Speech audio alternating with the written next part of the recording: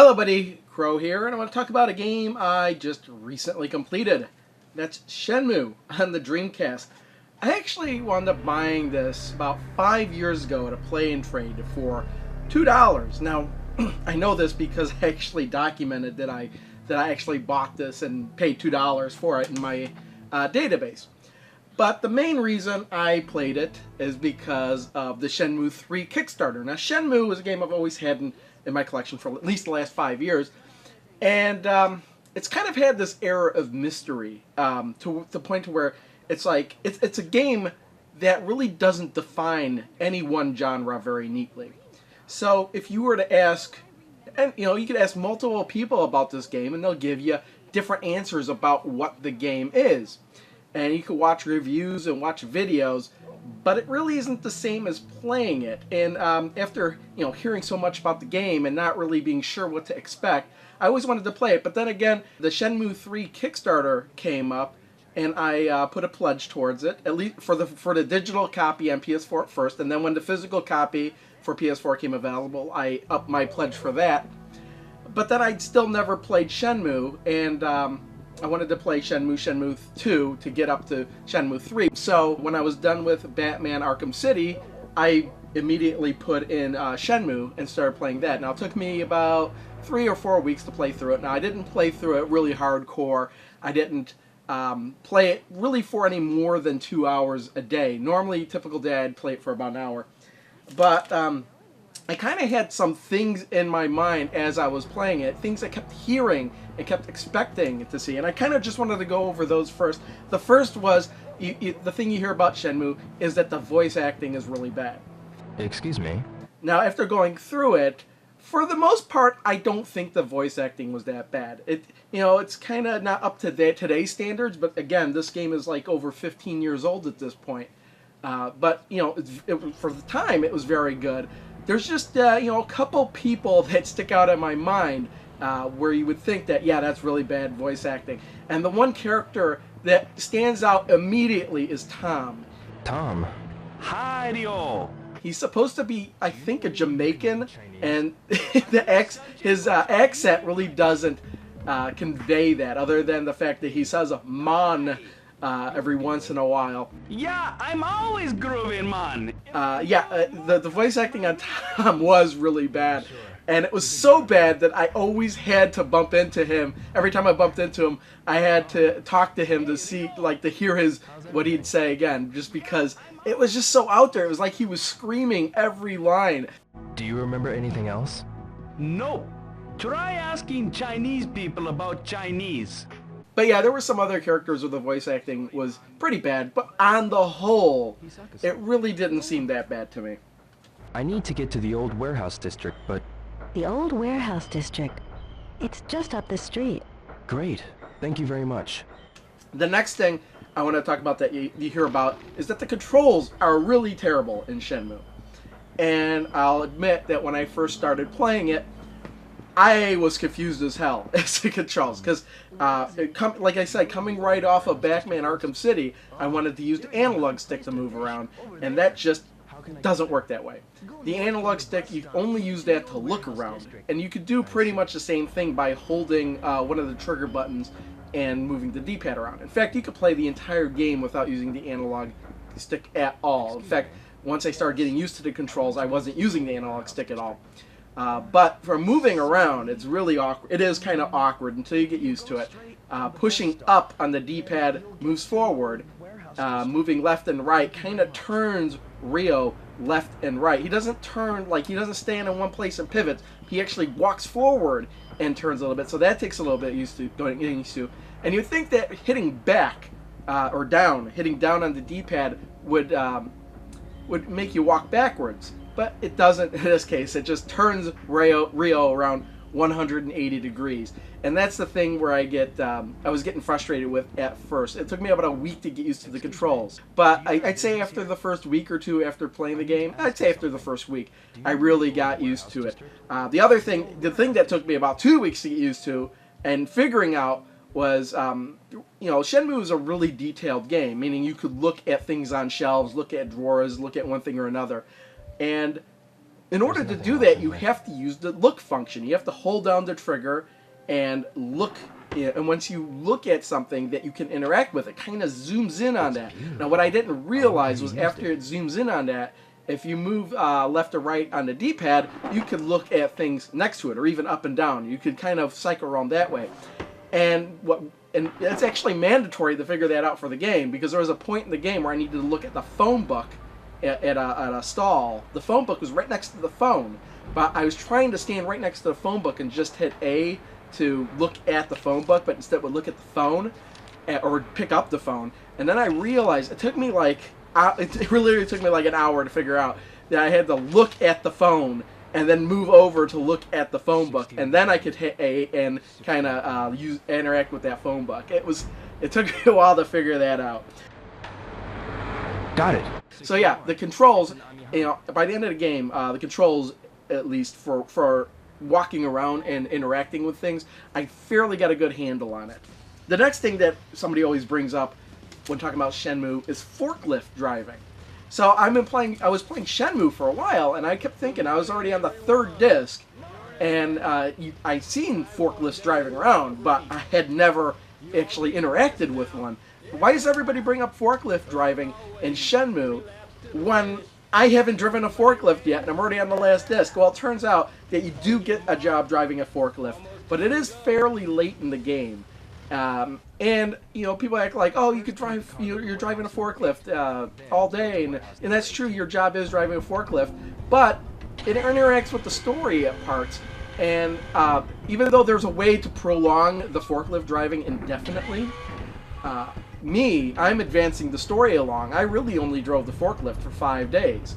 I was really enjoying it. I kind of liked, meeting the goal of the quota, trying to meet the quota, but, just as I'm trying to do that, I'd get interrupted by some people I'd have to fight, or some other QuickTime event or something, and it would kind of interrupt my day's work. And it was kind of a weird thing where the mini forklift driving game kind of interfered with the actual story of the game. But if I were to play through the game again, I could actually prolong that further. The whole purpose of driving the forklift is really a way to get in with the harbor and as part of the story. But you do earn money for meeting your quota. You get raises. That's pretty cool.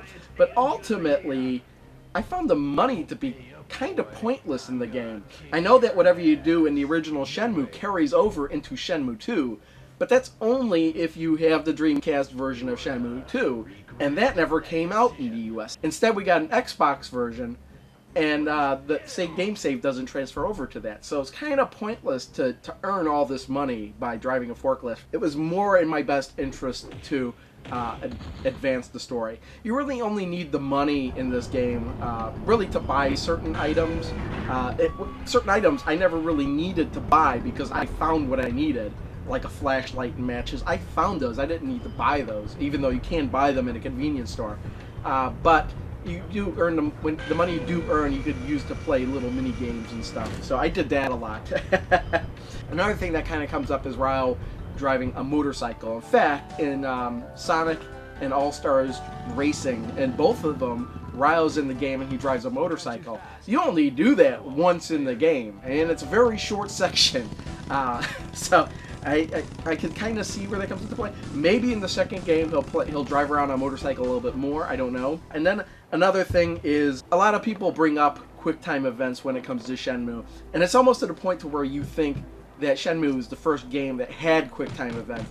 That's not necessarily the case. Even if you think of like Dragon's Lair, the whole game is pretty much a QuickTime event. This may be the first game where QuickTime event is actually used as a term, so I'll give it that.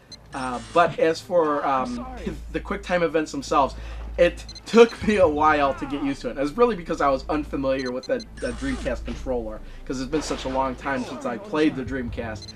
But fortunately, there are two arcade games in the arcade you can play to practice with the QuickTime events. One of them is called, I think, QTE Excite 2, and the other one is called QTE Title, which actually I thought was a bit easier. But both those games were pretty fun to play, and I would play those often when I needed to kill time in the game. Yeah, killing time in the game. I'll get to that shortly. But in the real QuickTime events, I found that I needed to push the buttons way too quickly at some points. Maybe it's just that I'm getting old, or maybe it's just because I'm not used to the Dreamcast controller. But I would fail QuickTime events on a fairly often basis just because I wouldn't hit the button fast enough.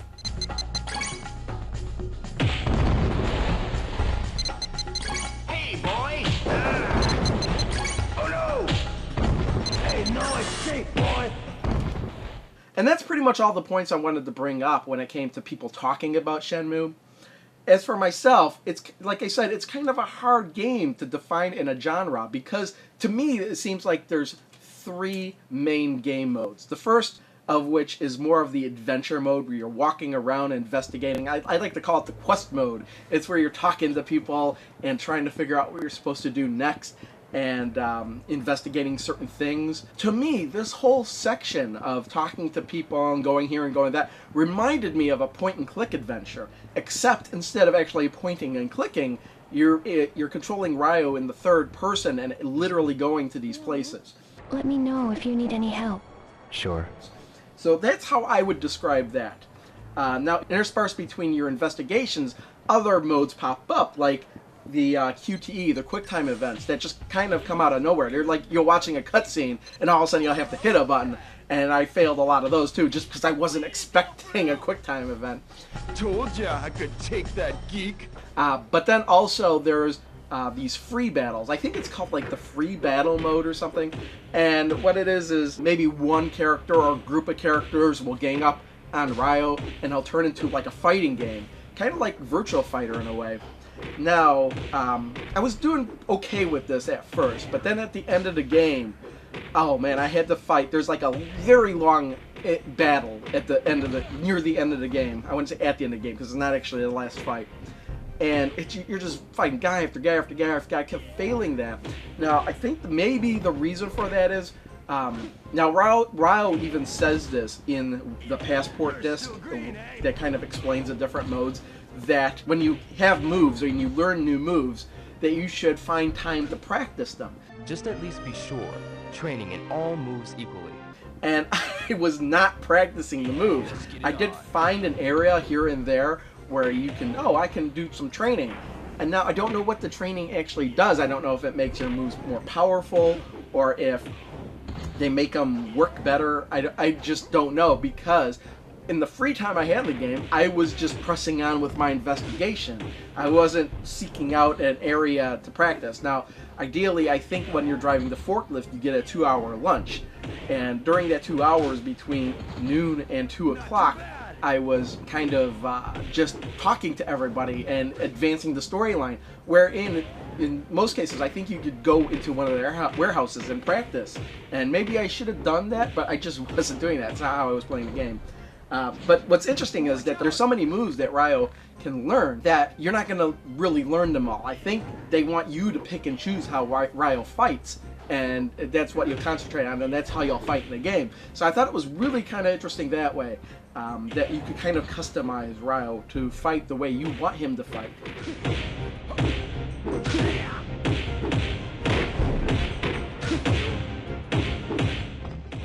That's pretty much the entire game. The only thing I really didn't mention is that the game, if you look at it from a whole perspective, doesn't seem that big. There's only 5 main areas in the game. There's like your house, a town, a slightly bigger town, and then a slightly bigger town than that, and then there's the harbor. That's pretty much it. But if you look at it from that big giant perspective, it doesn't seem like much, but the devil is in the details, really. They tried to make it so detailed where you could go into everybody's store, look at everything on the shelves, pick it up, look at it, talk to everybody in the game, even if they don't have anything to say, which is kind of funny because Ryo even has a couple canned responses, and it always cracks me up when somebody says something to him and he goes, "I see." Ask another security guard, will ya? I see. My pickles are homemade, you know. I see. It scares away the fish, you know? I see. Don't go trying to get me mixed up in anything, you hear? I see. Some other time, okay? I see. You know, what they wanted to do, though, was make the world as realistic as possible. And it's right down to the weather and the time. Now, I think what it was that 1 hour in the game is equivalent to 4 minutes in real life. So, if you had to meet somebody at somewhere at a certain time, say you had to meet a certain character in the game at some place at 2 o'clock, and it was noon in the game, you have to literally wait 8 minutes in real time before you can actually go meet that character. So that's where you got the little mini games that you could go and play. And I thought that was really interesting, and it really puts you in the shoes of the character, because it's not like you can just fast forward automatically to that time. You have to wait, like you would have to wait in real life. And I thought that was like a ballsy move for them to do in the game. But it really works because they give you so much that you can do. You could do training. You could play games in the arcade. Hey, not too bad. But overall, I really enjoyed the game. I knew I would. I just didn't know exactly what to expect. You could watch all the reviews you want on the game. I think you could even watch a Let's Play of the game.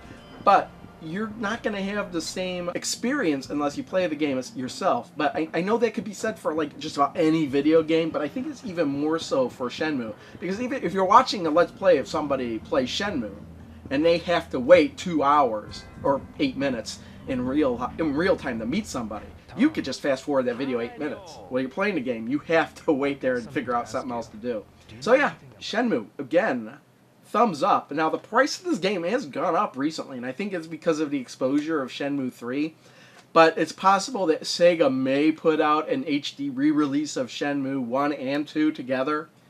Hopefully they'll do that. I think that more people ought to play this. And as for me, I am going to jump onto Shenmue 2 on the Xbox. Now, whether or not I'm actually going to do a complete Let's Play of that, it remains to be seen. I'm leaning against no, but I don't know. I haven't really decided yet. Thanks, everyone, for watching. See you all next time. Bye.